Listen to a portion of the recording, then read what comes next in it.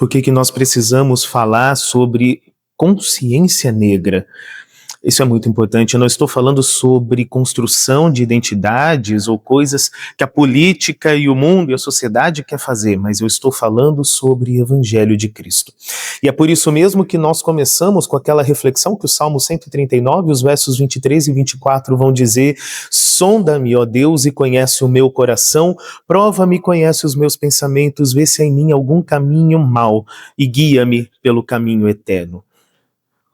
Vamos refletir um pouquinho se existe algum caminho mau e algo que nós devemos falar a esse respeito, e aproveitando, é claro, o ensejo dessa data. Nós somos uma sociedade, não se esqueça disso, que é marcada por desigualdade racial e uma dor histórica. E isso acho que pouca gente vai negar.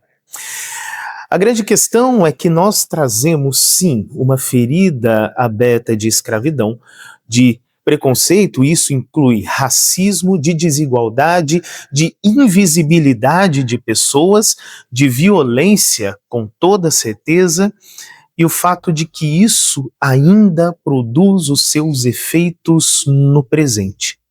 Não é apenas algo que nós conseguimos apagar da história, mas trazemos feridas disso na forma como nós temos vivido hoje. E nós não vamos dizer que simplesmente isso acontece fora dos muros da igreja. E esse é um ponto importante, porque não é falar sobre passado. Falar sobre consciência negra e sobre evangelho, especialmente nesse dia, é falar sobre presente e sobre um pecado que se manifesta de modo presente na vida das pessoas, hoje em dia também. Provérbios 22:2 nos lembra que o rico e o pobre se encontram, o Senhor é quem faz a ambos. O Senhor é quem faz a ambos. E esse é o principal ponto de partida para fazermos uma reflexão verdadeiramente cristã sobre esse dia e sobre essa data. A igualdade criada por Deus contrasta demais com a desigualdade que nós temos visto no mundo, na sociedade. Deus não fez essa desigualdade, isso não pertence à ordem da criação. E se não pertence à ordem da criação, só tem um lugar para nós enquadrarmos todo tipo de desigualdade. E isso está na decadência do ser humano, em seu pecado, em seu estado natural de rebeldia contra o seu Criador. Por isso, falar de racismo é um assunto importante. Por isso não é um assunto secundário ou querer fazer pauta para outras coisas, mas tem a ver com o evangelho e tem a ver com a ordem da criação. Afinal de contas, nós recitamos no credo, né? Creio em Deus Pai, Criador do céu e da terra. E aí nós incluímos as coisas visíveis e as invisíveis. Dentro das coisas visíveis que Deus criou na terra, também existe a diversidade das raças. Então, se não existe essa desigualdade por parte da ordem da criação, nós podemos atribuir toda a desigualdade, o sofrimento, a dor que não ficaram presos no passado, a uma raiz profundamente marcada na natureza humana, que é o pecado, que nos faz odiar ao nosso próximo, em contraste com o mandamento de Cristo, de amar. Isso é diagnóstico da nossa sociedade para hoje, não estou falando de história. Hoje, ontem, vai continuar sendo no futuro, porque o ser humano continua sendo ser humano, até que a ferida espiritual seja resolvida, seja curada. E é nesse ponto que nós devemos lembrar e reconhecer, acima de tudo, que muitos dos nossos irmãos e irmãs de pele negra enfrentam barreiras que outros não enfrentam. E isso não está bom.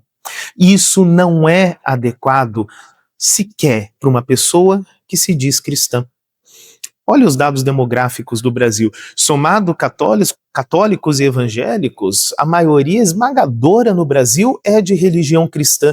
E ainda assim, um país que enfrenta uma desigualdade baseada num princípio que é totalmente contra aquilo que é ensinado por Deus.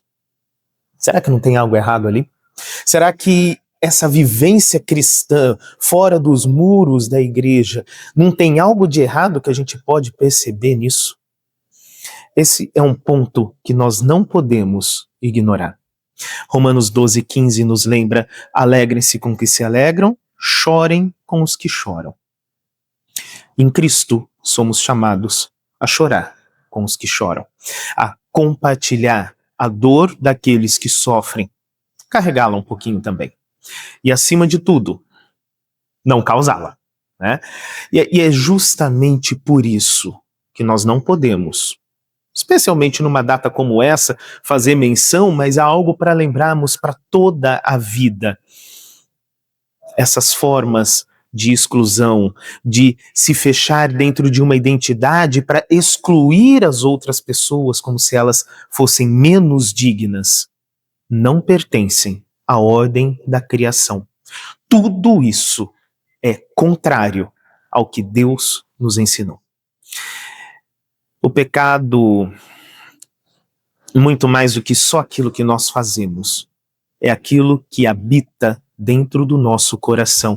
E muitas vezes nós carregamos pecados ali dentro que nós deixamos manifestar, às vezes, de forma despercebida, o que inclui preconceito sutil, né? Aquela coisa que a pessoa pode até não ser abertamente racista, mas ela, no discreto, acaba tendo comportamentos e atitudes que mostram isso.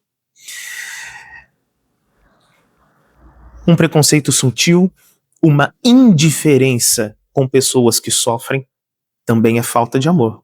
Já parou para pensar nisso? Já parou para pensar que a sua falta de empatia com o sofrimento de outro também representa uma falta de amor dentro do teu próprio coração? Isso é matéria de pecado, da qual você deve olhar para dentro de si mesmo. Nós temos o medo de tudo aquilo que é diferente, o que inclui também outras raças. E isso também é ruptura da nossa comunhão com o próximo, fruto da ruptura da nossa comunhão com Deus. Como você tem pensado essas coisas? Ou será que você já parou para pensar que tudo isso tem uma consequência teológica séria? Talvez você não tenha tido essa reflexão ainda. Por isso, hoje é uma boa data para você começar a pensar pelo menos nisso. Talvez gerar uma ideia que pode frutificar lá na frente, mas que você comece a pensar realmente no que significa essa postura diante da sociedade, de indiferença com a dor daqueles que são excluídos. E hoje estamos fazendo menção das pessoas que são excluídas simplesmente por uma questão de cor de pele. O coração humano, ele é curvado sobre si mesmo. A gente faz de nós mesmos um ídolo. Sabe qual que é o problema desse tipo de idolatria? 1, a gente não percebe que é idolatria. E 2, tudo aquilo que é diferente de nós, nós temos uma tendência a julgar como sendo menor, como sendo inferior. Isso é pecado. Isso mostra o quanto o nosso amor está distante do amor de Deus. Por isso, falar de preconceito e falar de racismo é um assunto extremamente importante para nós cristãos, especialmente para nós cristãos que temos um mandamento e um dever de amor. O problema de tudo isso não é só um mal social, é que nós temos um problema diante de Deus por causa dessas coisas. Quando nós negamos dignidade humana a qualquer um, quando nós começamos a escolher o que é uma vida vivível e o que é uma vida não vivível para outras pessoas, nós negamos que Deus criou essas pessoas e que as ama também. Racismo e desprezo são formas de dizer que o que Deus criou ali não é bom, não é suficiente, não é adequado.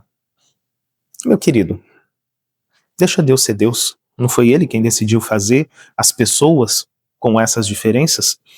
Quem é você para decidir que a criação de Deus não está no padrão que você gosta? Isso é um problema sério. E é aí que se mostra idolatria. Por isso nós não podemos simplesmente deixar de falar disso.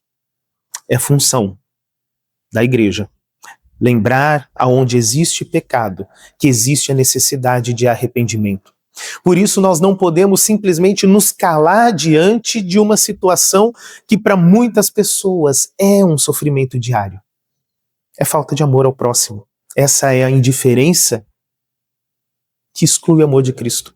Nós não podemos nos calar. Não basta simplesmente nós não praticarmos mais um mal que, infelizmente, é gravado na história do Brasil. É preciso denunciá-lo. É preciso falar dele para que consciências possam ser libertadas.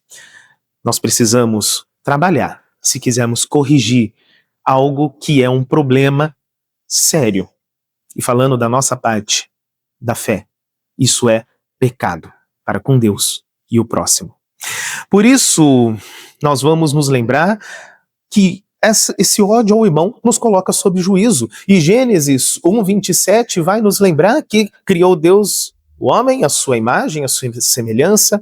A imagem de Deus o criou, homem e mulher os criou. Deus fez toda a raça humana. Toda. E isso nós não estamos excluindo ninguém por cor de pele.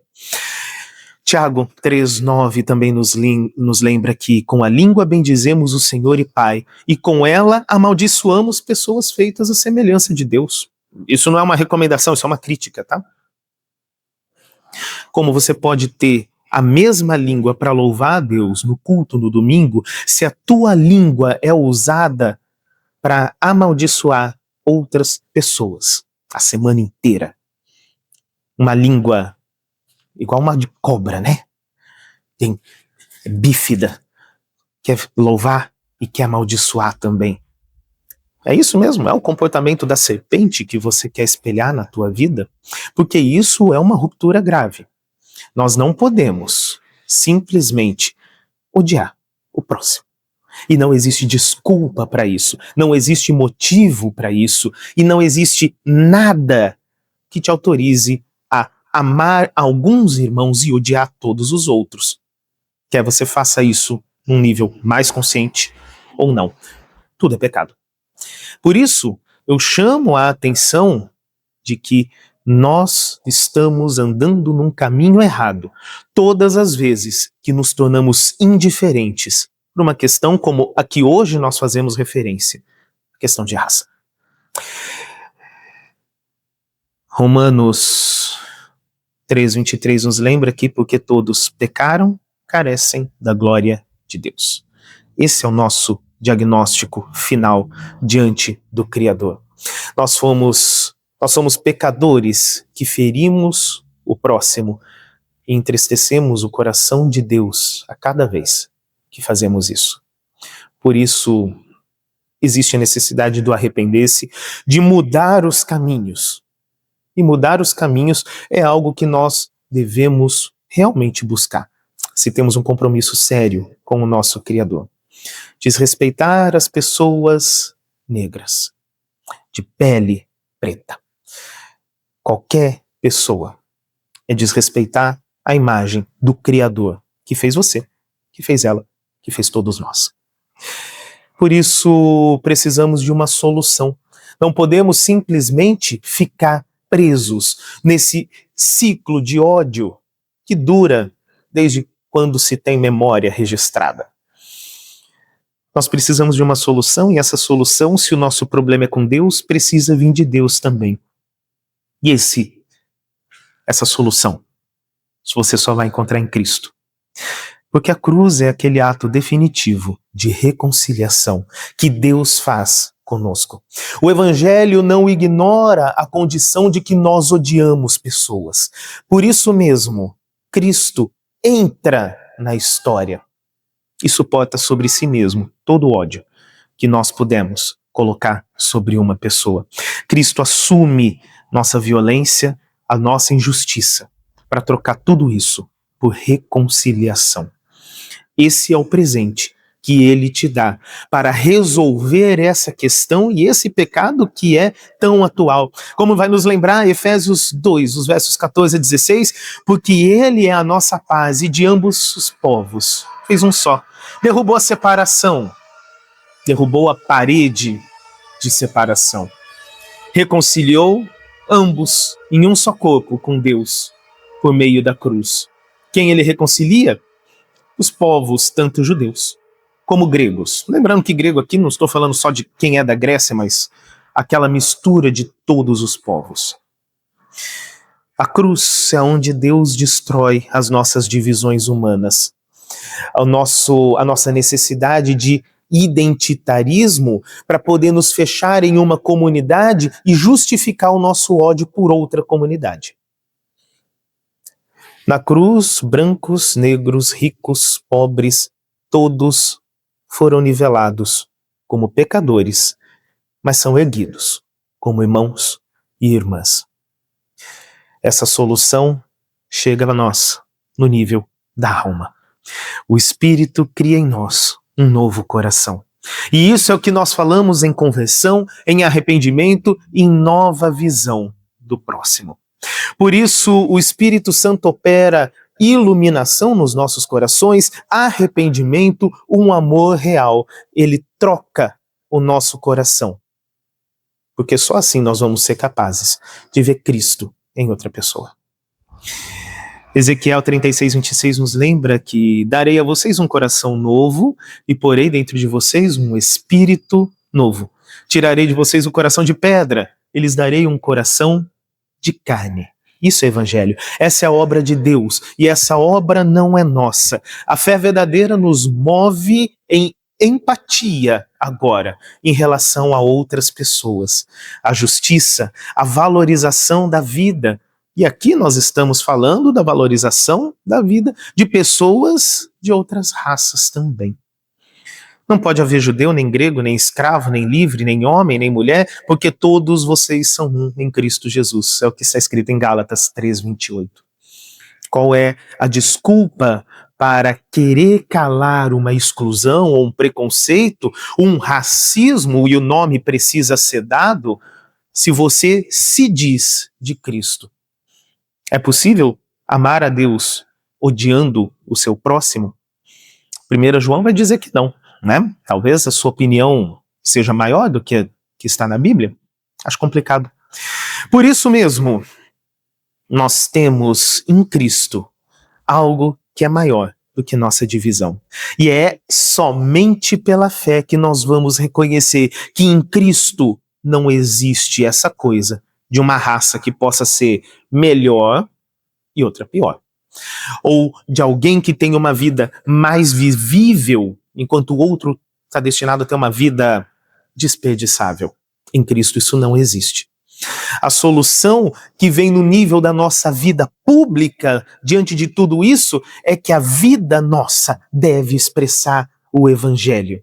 Ser comunidade que ouve, que honra e que protege. Nós somos enviados ao mundo como sinais da graça de Deus. E essa fé que nós temos, que é uma fé ativa no amor, que é basicamente o nosso ensino para a vida cristã, ela vai se manifestar. Miqueias 6:8 nos lembra, ele mostrou a você o que é bom. E o que o Senhor pede de você? Que você pratique a justiça, ame a misericórdia, ande humildemente com o seu Deus.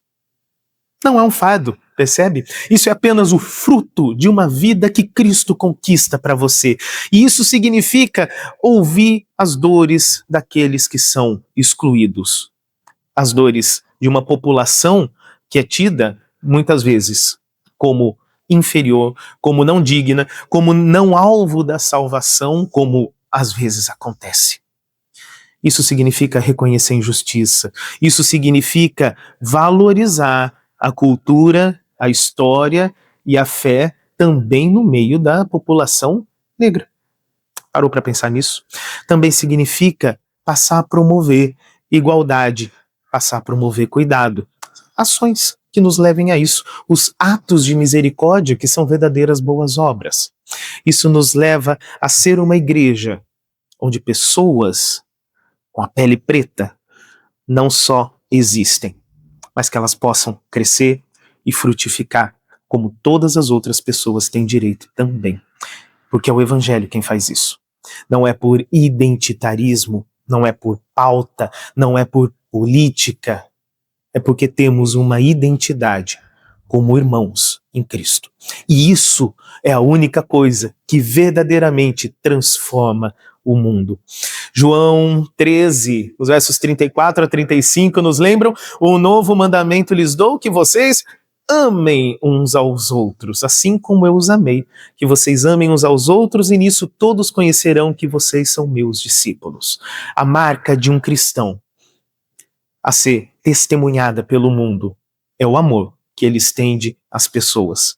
Essa é a forma visível como o amor de Deus é percebido fora da igreja, pelas pessoas que não estão ouvindo dentro. É o nosso testemunho, é o nosso amor, e isso é a nossa fé ativa no amor de Deus. Isso é fruto da regeneração que Jesus comprou para você. Por isso, esse chamado à vida em Cristo nos reafirma que dia de consciência negra é oportunidade, sim, para lembrar, para curar, para viver o Evangelho. Não é para falar, pelo menos dentro da igreja, não, de ideologia, mas é um verdadeiro discipulado da vida cristã. E nós vamos celebrar a vida. Nós vamos celebrar a história, a presença dos nossos irmãos e irmãs que são negros, de pele preta, com muito orgulho, com muita felicidade, como dons de Deus para a igreja também, como eles são. Apocalipse 7, 9. Depois dessas coisas vi e eis grande multidão de todas as nações, tribos, povos, línguas, diante do trono do Cordeiro. A igreja futura já está anunciada. Ela é diversa, ela é bela, ela é unida com Cristo. Nós começamos a viver desde agora aquilo que nós vamos viver plenamente no céu, porque já vivemos, já restaurados por Cristo, desde agora para toda a eternidade. O Senhor te abençoe nessa reflexão, que esse pensamento te acompanhe e que esse evangelho que transforma seja refletido dentro da sua vida como verdadeiro amor ao próximo. Se for o caso, talvez que atitudes sejam pensadas, e nisso nós estamos juntos pedindo e orando que o Espírito Santo te ajude e te conduza a cada dia a se parecer mais com Cristo. O Senhor te abençoe hoje e todos os outros dias. Em nome do Pai, do Filho e do Espírito Santo. Amém.